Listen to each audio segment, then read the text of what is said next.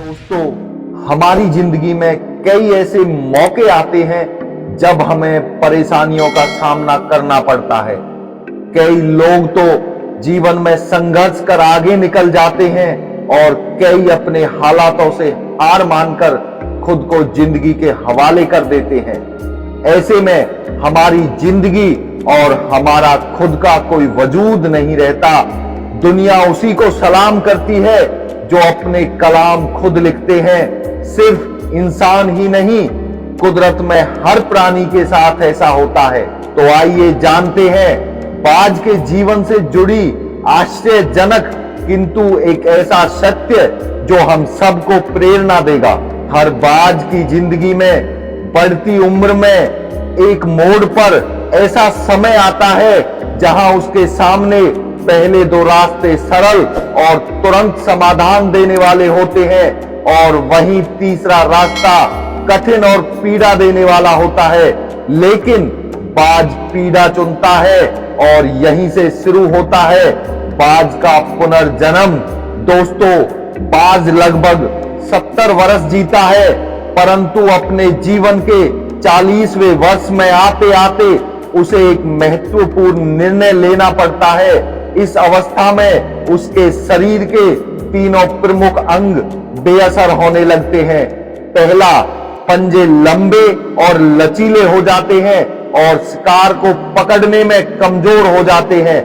दूसरा, चोंच आगे की तरफ मुड़ जाती है और भोजन को निगलने में मुश्किलें पैदा होने लगती हैं। तीसरा, पंख भारी हो जाते हैं और सीने से चिपकने के कारण पूरे खुल नहीं पाते हैं और उड़ानों को सीमित कर देते हैं। भोजन ढूंढना, भोजन पकड़ना और भोजन खाना, तीनों प्रक्रियाएं अपनी धार खोने लगती हैं। उसके पास तीन ही रास्ते बचते हैं, या तो अपना शरीर छोड़ दे, या अपनी प्रवृत्ति छोड़ दे और गिद्ध की तरह त्यागे हुए भोजन पर निर्भर हो जाए, या फिर स्वयं को फिर से स्थापित करे आसमान के बादशाह को। जहां पहले दो रास्ते तुरंत समाधान देने वाले होते हैं, वहीं तीसरा अत्यंत पीड़ादायी और लंबा होता है।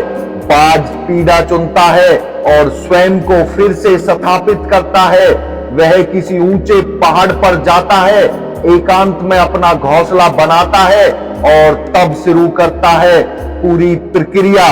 सबसे पहले वह अपनी चोंच चट्टान पर मार मार कर तोड़ देता है।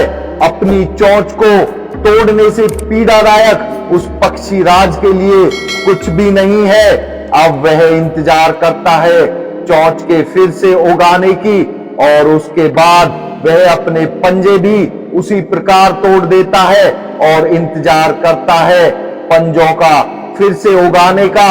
नई चोंच और पंजे उगाने के बाद वह अपने भारी पंखों को एक एक कर नोच कर निकालता है और प्रतीक्षा करता है पंखों के पुनः उगाने की।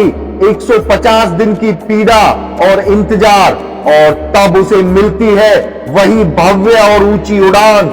इस पुनः स्थापना के बाद वह ऊर्जा, सम्मान और गरिमा के साथ 30 साल और जीता है। आपने कई बार ये सुना होगा, भगवान भी उसी की मदद करते हैं जो अपनी मदद खुद करता है। आज आपको इसकी मिसाल मिल गई होगी। जैसे बाज संघर्ष करता है 150 दिन तक, और भगवान उसका संघर्ष बेकार नहीं जाने देते। उसको नई जिंदगी देकर कुदरत हमें सिखाने बैठी है।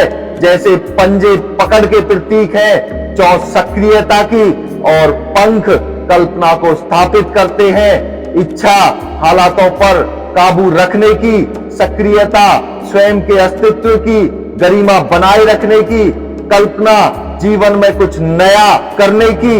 हम में भी 40 तक आते आते इच्छा, सक्रियता और कल्पना तीनों के तीनों निर्बल पड़ने लगते हैं। हमारा व्यक्तित्व ही ढीला पड़ने लगता है। आधे जीवन में ही जीवन खत्म होने जैसा लगता है। उत्साह, आकांक्षा, ऊर्जा नीचे की ओर जाने लगती है। हमारे पास भी कई विकल्प होते हैं, कुछ सरल और कुछ पीड़ादायक।